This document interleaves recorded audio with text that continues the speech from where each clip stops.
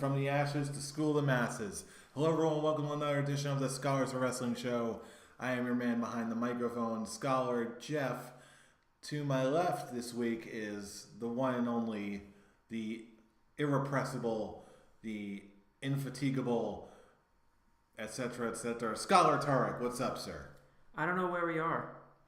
I'll tell you where we are. We are in the brand new Scholars of Wrestling recording studio, which is currently under construction. But we're just in one big empty room, if you can't tell by the echo. Dude, spoilers. Echo. But yes, we are moving to some fancy new digs, but regardless of the state of it, we are still going to be bringing you the same old Scholars of Wrestling banter and reviews and all that good stuff. Unfortunately, Scholar Brian could not join us this week. The aliens were just too much for him. The aliens were too much for him, and he had to go defend his title as the current reigning and defending Scholars of Wrestling champion.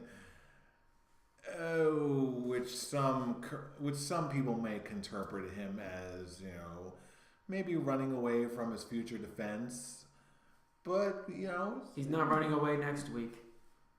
Nope, we still have the prediction show for Hell in a Cell next week. But until then... And this is still floating around, even whether he likes it or not. Don't even get me started on what else is floating around.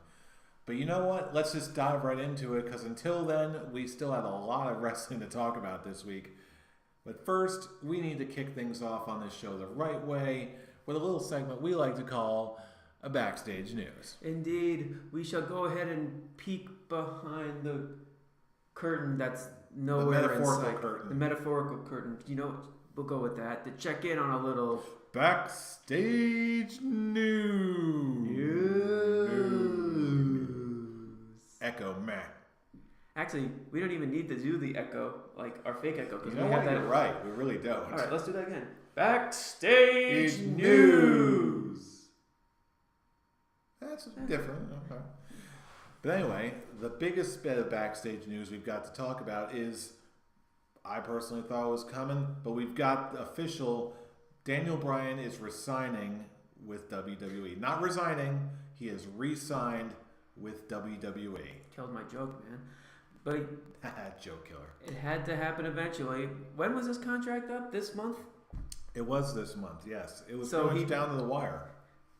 He didn't have to. He didn't have to do it down to the wire. We all knew he was going to re-sign.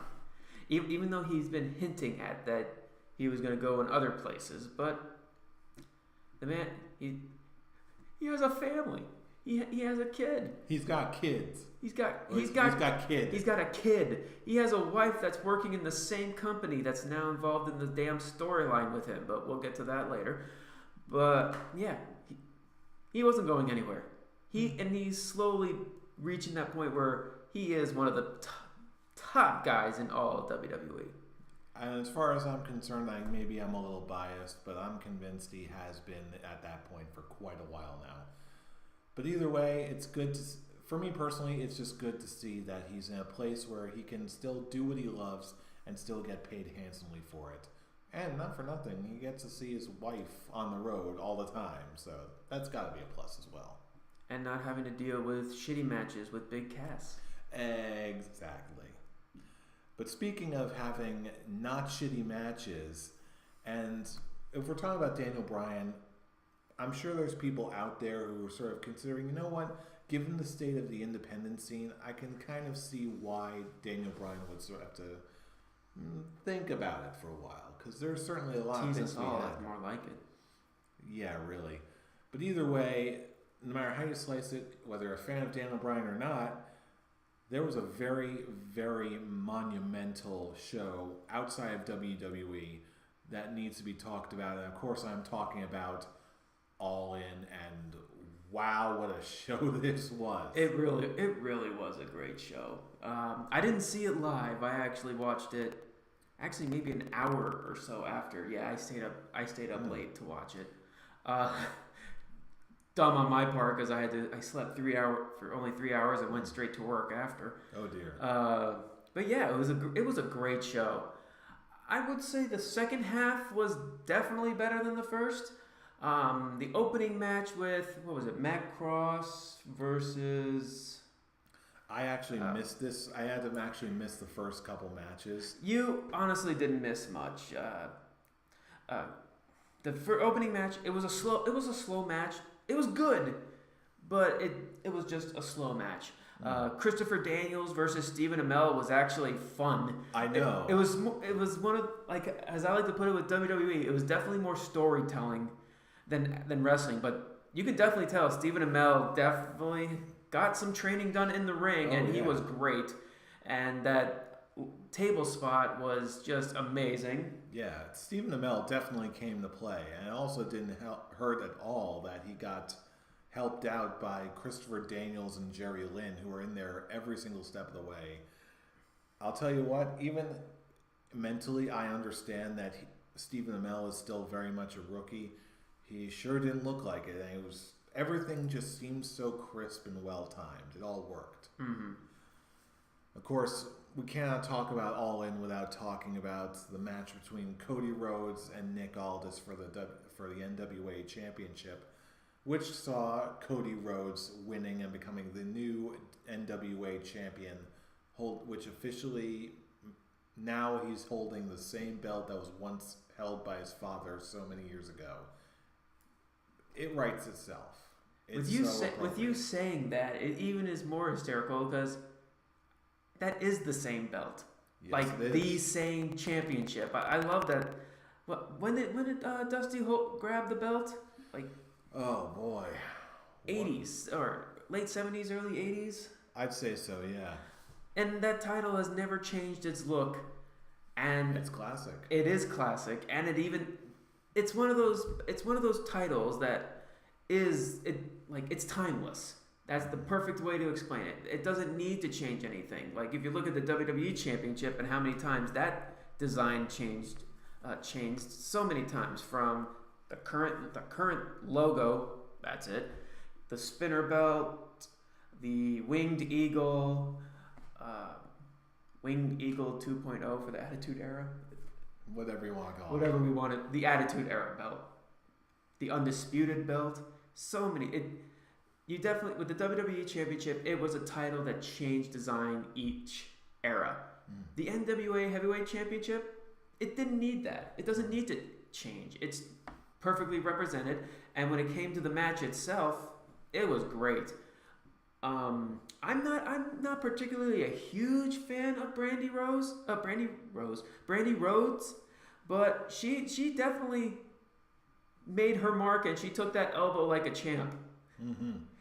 And the fact that it was like that, the match ended in a roll up, I actually wasn't mad about it. It actually, like, both guys were built evenly matched, and we know there's going to be a rematch down the line.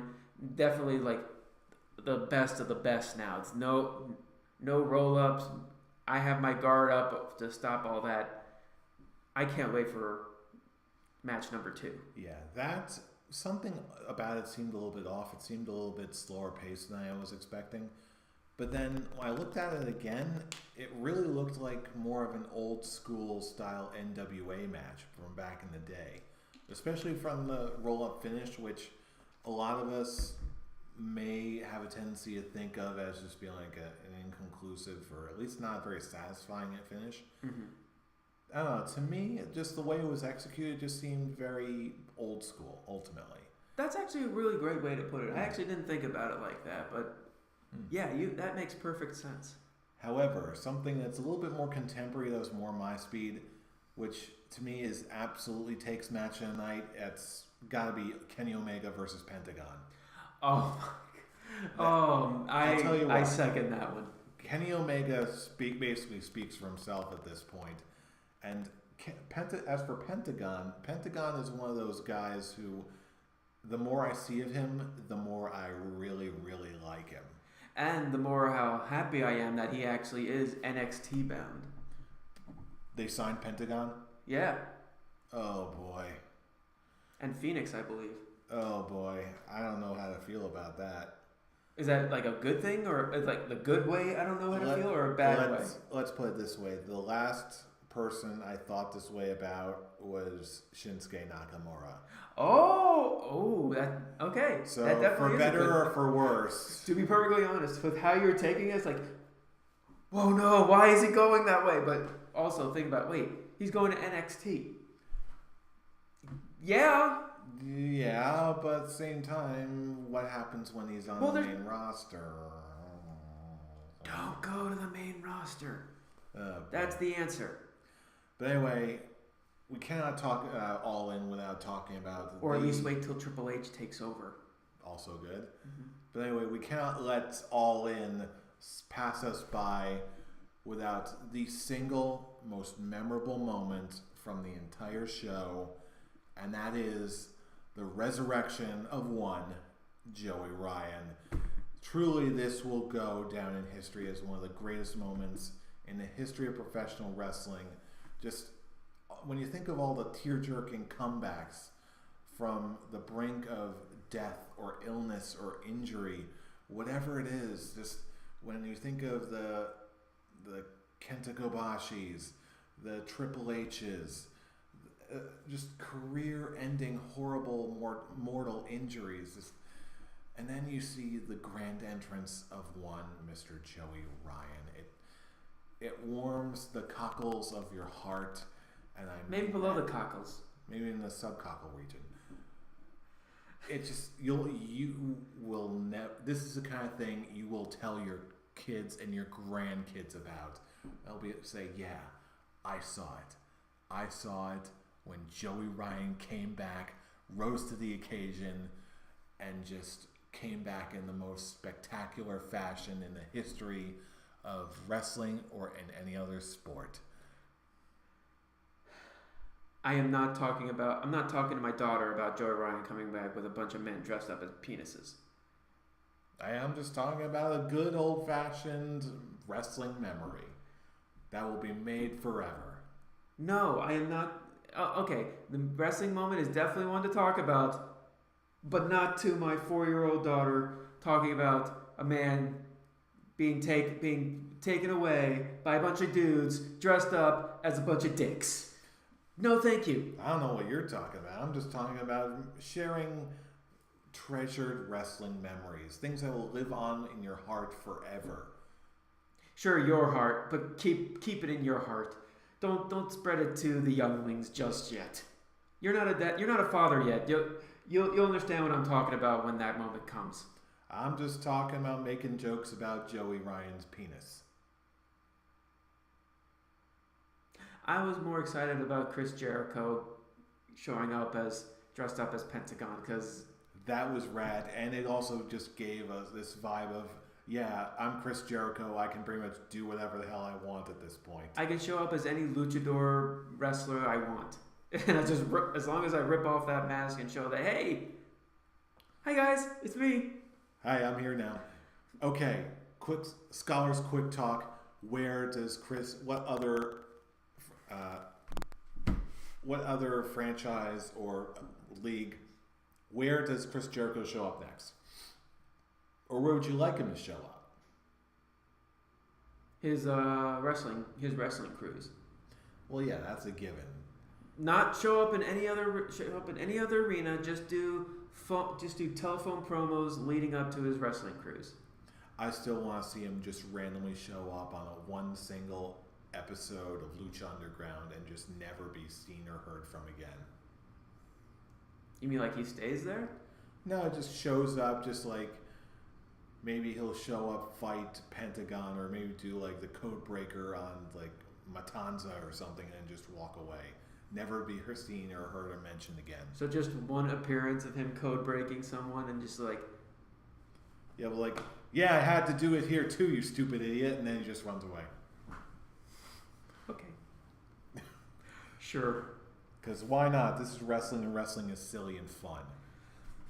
But anyway, speaking of wrestling being silly and fun, if you had to give All In a rating, what would you give it? I'm gonna give it a full beard. I'm not gonna go full on goat face. Just like I said, the first two matches, even though they were fun, they were good matches. They were slow. especially the first match, to a point where I was focusing on something. I was just focusing on something else while I was watching All In.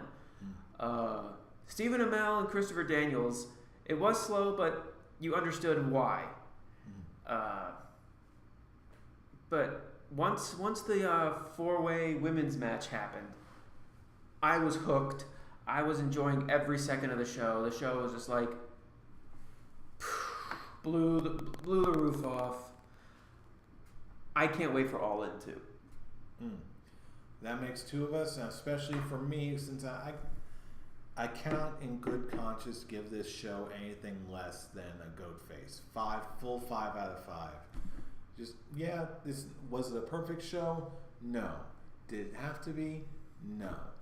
But it absolutely delivered not only on its content, but also its promise that a big show, a big memorable show that is as good as any other pay-per-view out there can still deliver and can be done free and outside of WWE and even in this country.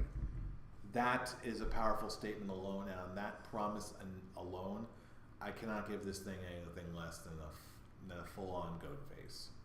Here's a Scholar's quick talk for you. Where would you want to see them go to take All In 2? Well, my first instinct is to be completely selfish and say New York, bring it up to our neck of the woods. But honestly, I've heard a couple good cases for having it in, say, either Texas or even back in Chicago again, just since it seems to be a good venue and a fully good wrestling town. So, well, you just answered the question. You would want it to be New York. New York. I did a perfect world, New Jersey, but what are you gonna do there? In all likelihood, even if the more likely one is going to be in New York. I would love to see it at Prudential. That would be a cool idea. You don't see Vince McMahon trying to go after them at Prudential. It's like Garden, he would definitely try and go after them again. But I would love to see it at Prudential, and I would buy a ticket the day it comes out. Well, let's face it. I think if they want to do it, I'd say All In 2 is virtually a guarantee at this point. Because I'm sure they love the support, they love the turnout, and I bet they love the money too. But anyway, that's everything else in the world of professional wrestling, and we couldn't not have an episode of the Scholars of Wrestling without talking a little bit about Raw and SmackDown, starting with this week's Monday Night Raw. And let's do a quick exercise. On 3, mention the most memorable thing about Raw this past week. 1, 2, 3. Undertaker and Shawn Michaels. There you go. All for pretty much a throwaway match at the Super Showdown. It's getting the best promotion out of everything that's going on Raw. Yeah, which is when you first saw this, what was your first reaction? Be honest. Well, when Shawn Michaels came out, the whole segment? The whole segment as a whole. Well, my first initial was I'm glad to see Shawn Michaels back. I didn't like the plugs, all the plugs he was doing of WWE Network, his new shirt, etc., etc. Once he started talking about Triple H and Undertaker, it started getting good.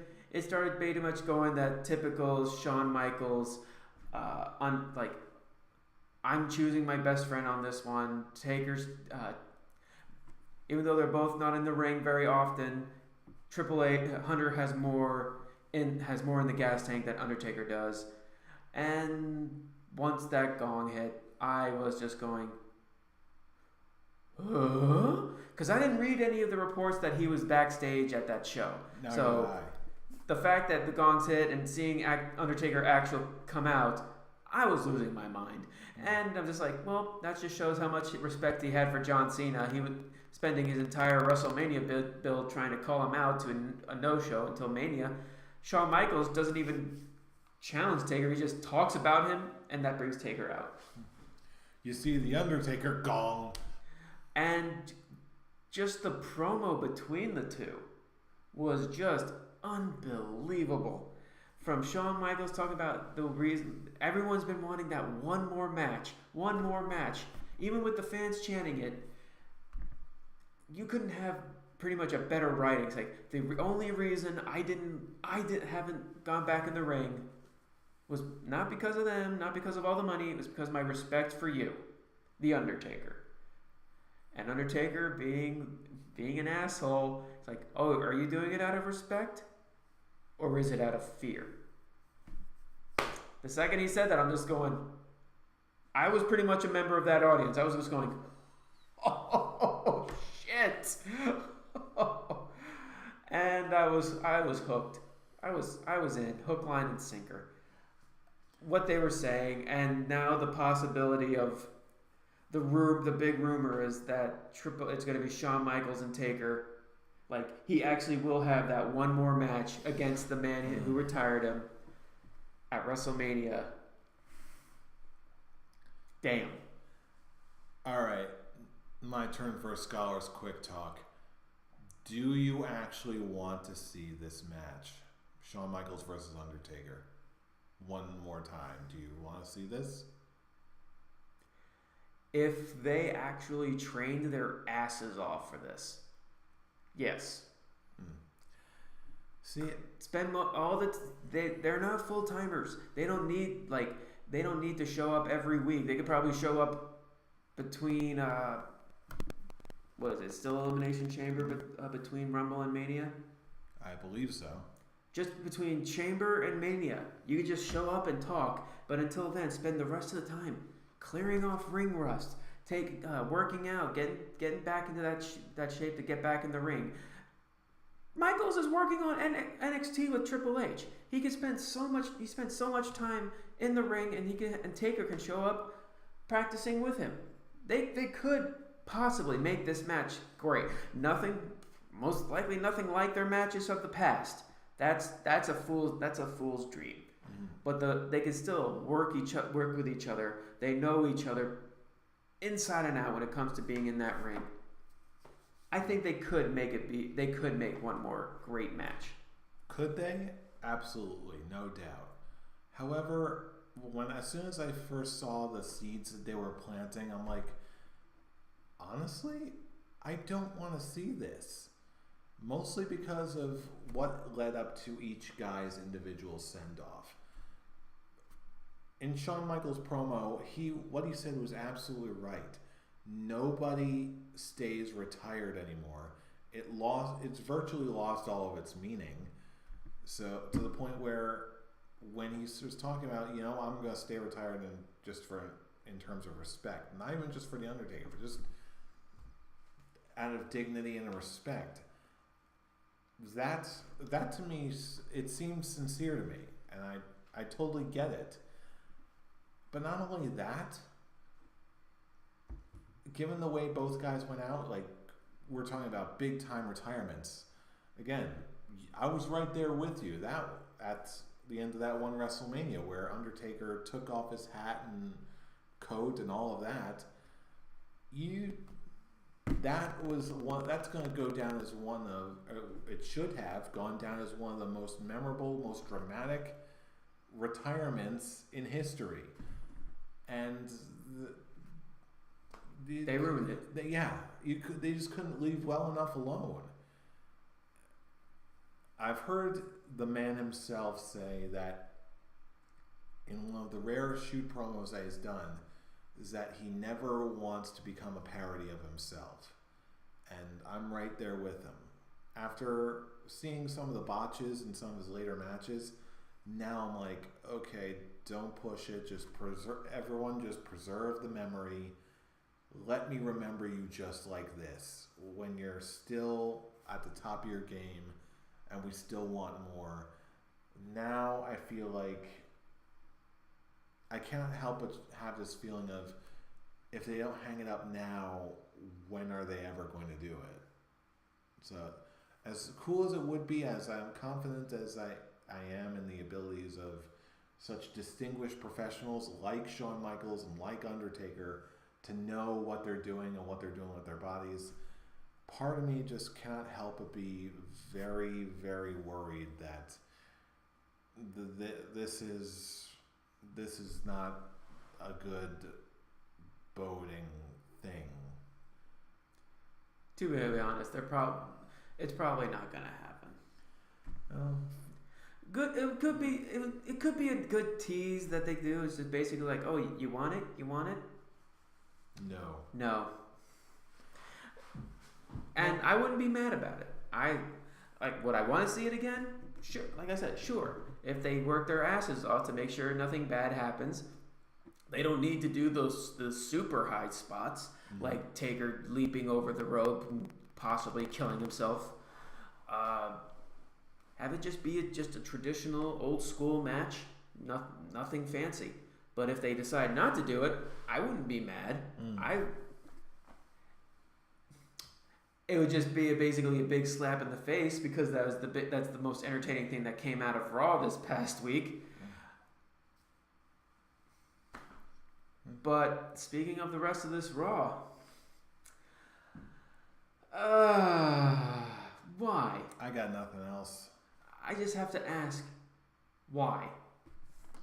Why take the most naturally cheered superstar in Braun Strowman and turn him heel?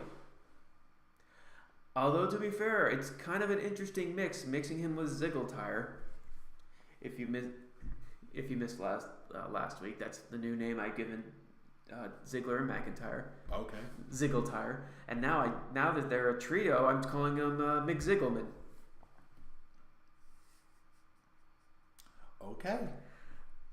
That's gonna be a thing. At least on this show.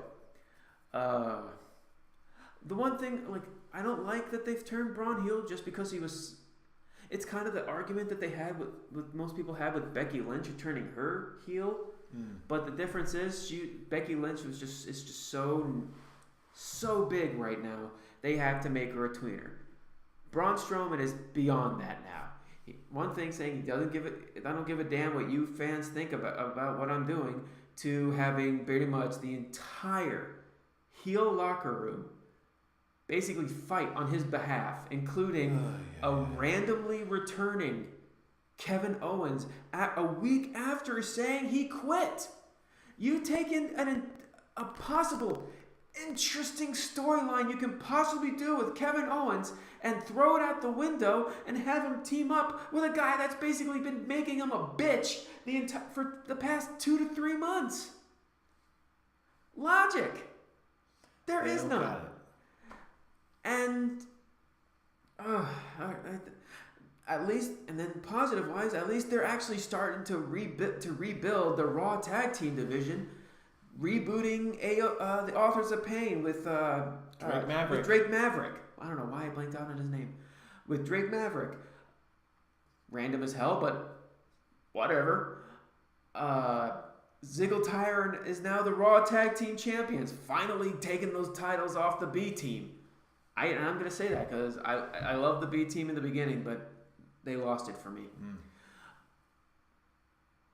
You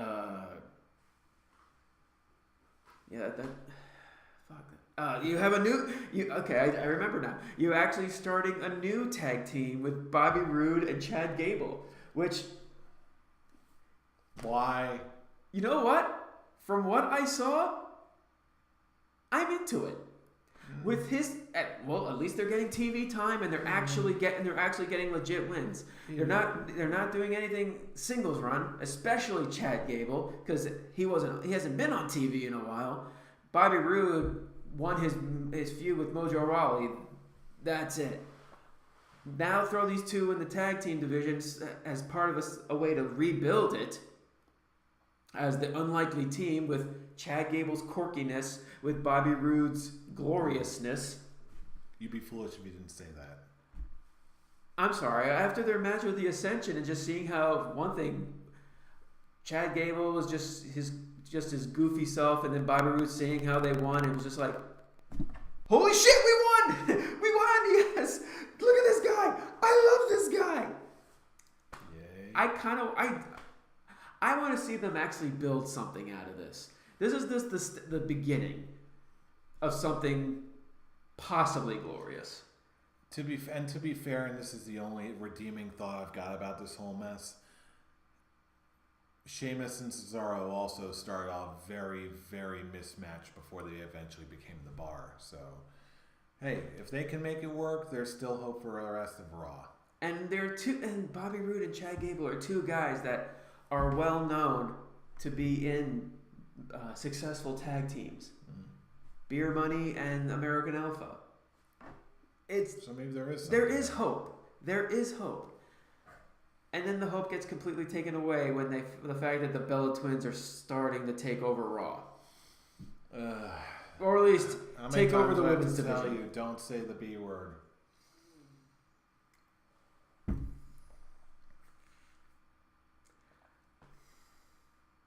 I don't want to talk about it.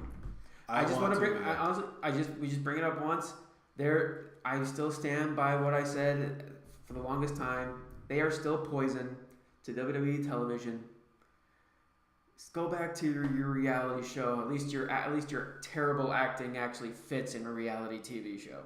Mm-hmm. And yeah, Brie, those two botched suicide dives makes me not look forward to their match at Hell in a Cell. No, sir. So, but you know what I am looking forward to? Well, I was going to segue this to SmackDown Live, and was the first note I see on my run sheet, Daniel Bryan and Brie Bella. I'm like, Don't look at Daniel Bryan and Brie Bella. Look at Daniel Bryan versus Andrade Cien Almas. Okay. In a fantastic match. I had to throw the bottle. You're not wrong. You're not wrong. Great match. I said it last week. I kind of wish this match could have been more of a pay-per-view. Mm-hmm. But it probably will be a pay-per-view once Almas actually becomes a bigger name where he is now. Other than just the third wheel to him and Selena Vega are the third wheel to Daniel Bryan and Brie Bella and Miz and Maurice. Oh shit, there's a fourth wheel now with R-Truth and Carmella, but I think that was just a one-time deal. Yeah, and I cannot let this go. I don't have much to say about SmackDown this week, except for this. R-Truth defeated The Miz. I'm going to say it again. R-Truth defeated The Miz. R-Truth was kind of the highlight of SmackDown. R-Truth was actually kind of the highlight of SmackDown. He was just legit funny on this show. And it looks like they're just we'll just say this as part of the Mixed Match Challenge. Him and Carmella actually fit. They kind of do. It makes me so happy that I said this a couple of weeks ago, and now they are just pretty much confirming it. Carmella is the Jinder Mahal of the SmackDown Women's Division. They gave her the title. She had a shitty title run. And now that she lost it, they pushed her as far away from it as possible and pushed her all the way down to R-Truth. Granted, yes, R-Truth was in the main event, and that he even shows like, oh yeah, everything that I've done was to get to be in the main event of SmackDown. I applaud you, R-Truth. Crazy like a fox, R-Truth. And now we're possibly getting a trio of R-Truth, Carmella, and Ty Dillinger. Okay. And like I said, it actually fits, but at least with Carmella and R-Truth. And now, yeah, keep her away from the SmackDown Women's title. Please. You got Becky Lynch being hands down the best thing that's happening on that brand. That interview that they had with Charlotte and that Becky was fantastic. I was watching this, and now knowing that they actually have their full match that's happening at Hell in a Cell makes me look at Kurt Angle's run as general manager of Raw and really makes me think, you know what? He really wasn't that great of a general manager. You pretty much had the exact similar situation with Bayley and Sasha Banks. And instead of letting them fight, which is what Becky and Charlotte are doing, making it awesome, especially Becky, you have Sasha and Bayley, and instead of letting them fight, you let them go into counseling. You bring back Dr. Shelby, and that was a bust. And now they're just a tag team. They're not doing anything. They're not the big draw of the Raw Women's Division. They couldn't win against the Riot Squad. And that's something. That's okay. Now it makes me angry at Raw again. Because it's going back to the Bellas, which they have established hasn't been in an official match besides the Women's Royal Rumble. Hasn't been in an actual match in 3 years.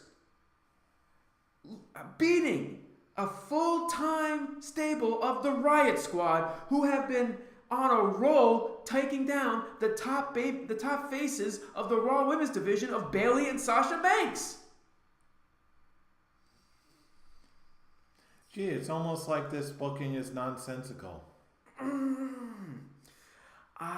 It's reached that point where they are, no matter how hard they're pushing, the Bellas are not the best thing for the Raw Women's Division. Those two are the epitome of everything that was wrong with the Women's Division in general in WWE. People say, "Oh, they're the reason that the women's evolution began." Yeah, who's saying that? They said it on commentary on Raw. And the only way I can agree with that is that they are so terrible that they actually started doing something about making the women's division in WWE television actually worth a damn, because these two are so goddamn terrible. I hate the Bellas beyond belief. There's nothing that they can. There's nothing that they can do to get on my good side. So that being said, with all these things, I even had to post on Twitter, like they posted on their Twitter. It's like, "Thank you, Columbus, for bringing us back," and I'm just going, "No, thank you, Bella Twins, for showing up on my WWE TV, because now I actually have something to go get myself something to eat or use the bathroom. And I'm watching this on DVR. I can fast forward this. No, I'm just making a statement that I'll keep you on just so I can not watch WWE TV. That's what you're doing to me, Bellas. You bitches." So, what show did you like more this week, Raw or SmackDown? It's hard to say because the Bellas were on both shows. Now I feel like WWE, someone in WWE. They're trolling me. They're trolling us. The one guy in WWE corporate who is listening to this show is just like, Make the Bellas on Raw and SmackDown, or at least Brie Bella on SmackDown too. Apparently the Bellas, they're so important that they also have to be free agents just like John Cena. Ba ba ba. That's what I have to say to that. So, if you had to take a pick, Raw or SmackDown? Taking those two out of the equation, I'm gonna go with SmackDown. No brainer here. Just from the angry rant that I had on Raw earlier, with taking the most naturally babyface Braun Strowman, turning him heel, completely bringing back the possibility of an awesome storyline you could have with Kevin Owens quitting, just to give him a match with Bobby Lashley. What? I said, so now Kevin Owens has a match with Bobby Lashley, and you've established how much you feel about Bobby Lashley now. Oh yeah, I sort of blocked that out and oh yeah, Bobby Lashley is still a thing. And now he's feuding with Kevin Owens. It's probably a good thing. At least we know Kevin Owens can actually get something good out of this whole mess. Did Sammy's name? Not quite. Point taken. All right, but yeah, you know what? Defend it. No, I don't want to defend it. Then what were you gonna say? Well, I was just gonna say that I was gonna pick Raw this week, just because through sheer momentum of just a variety of different things, and the Undertaker Shawn Michaels promo just being that strong. As much as I don't want Kerosene match, I got to admit that the star power of them shines through, and it was an unexpected treat to see. So, well, I'm going to go with Raw. I will give it to Raw. It gave me a reason to watch Raw next week, and that is Triple H and Mick Foley showing up. You had me at Mick Foley. Not for the rest of the show. Just Triple H and Mick Foley. Even so, we at least next week And we'll possibly also have the Go Home show. And also seeing if Seth Rollins actually is going to be put on the bench after that whole incident with the police car window shattering, gashing his arm. Yikes.